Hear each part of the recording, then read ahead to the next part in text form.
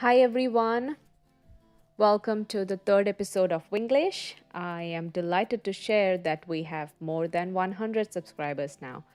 I want to start by thanking all our subscribers for the great support and feedback. There was a request to include etymology, which is the origin of the word, and we have incorporated it in our content today. We hope you are finding our channel helpful, and most importantly, we hope you are able to remember and use all the new words that you're learning. All right, let's quickly recall last week's words. The first one was sardonic, which means grimly mocking or cynical.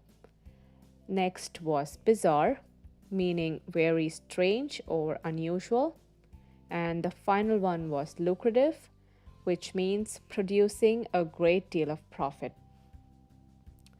Moving on, let's take a look at today's set of words. Today, we are going to learn the words prudent, facade, and euphemism. All right, our first word is prudent, P-R-U-D-E-N-T. Prudent, meaning acting with or showing care and thought for the future. If you show good and careful judgment while handling practical matters, you can be described as prudent. Or a wise and well-thought decision or action can be called prudent. Synonyms are careful, provident, reasonable, cautious. For example, it's always prudent to read a contract carefully before signing it. To remember the meaning better, relate to the word president.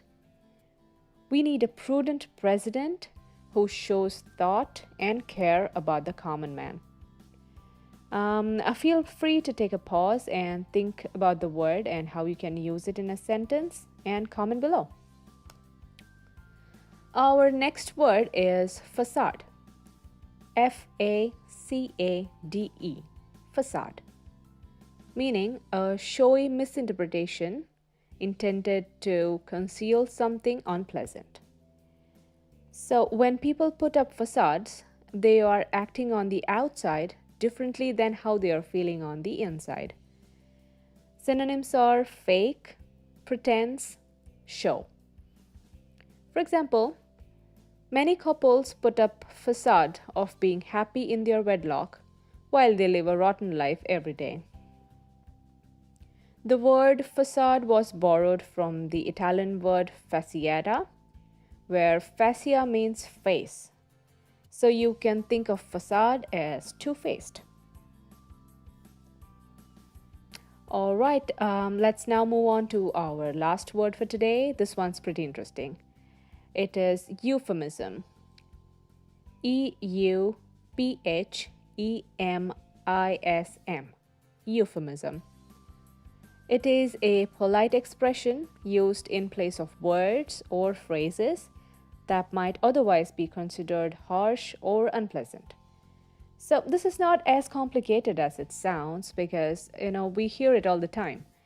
For example, if you need to use the toilet, you would say, I want to freshen up, which is a euphemism, instead of bluntly saying, I want to pee. Or you hear people say, I am between jobs, instead of saying, I'm unemployed right now. Another example is, oh, you're becoming a little thin on top, instead of saying you're going bald.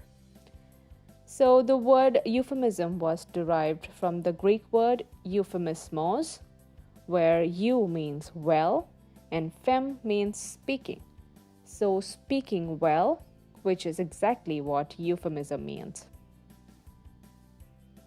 So I hope you got those words, and to finish off, let's get on with our exercise where you decide which of the words we learned today fits the following sentences.